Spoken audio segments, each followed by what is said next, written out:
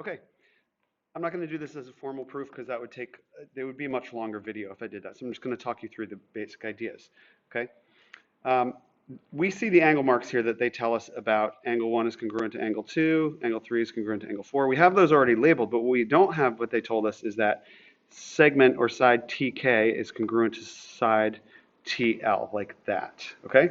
Now, we have congruence in this triangle. Triangle SKT is congruent to this triangle, RLT, through angle side angle.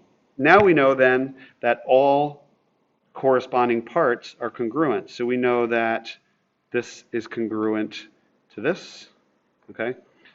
This is congruent to this. And we know that this angle S here is congruent to this angle R here, okay? And what we're eventually trying to prove here is that RTK,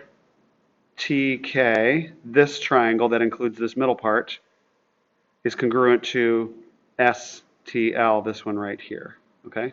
Well, we know that this little segment right here is reflexively congruent to itself, okay? And so through the segment addition postulate, we know that SL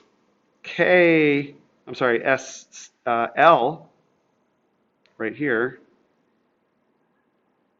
on this triangle is congruent to RK on this triangle, and I'll actually just do it in a different color so that you can see it, is congruent to this segment right there, okay? The segment addition postulate says if we take two parts that are congruent, these two sides here and here, which we know from those marks, and we add this amount on to both of them, they will continue to be congruent, okay?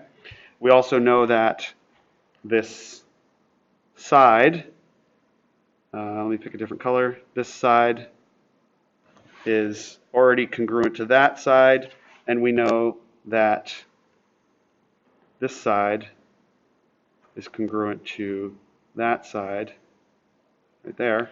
So then this triangle right here, RTK, has side congruence because this side, and this side, okay?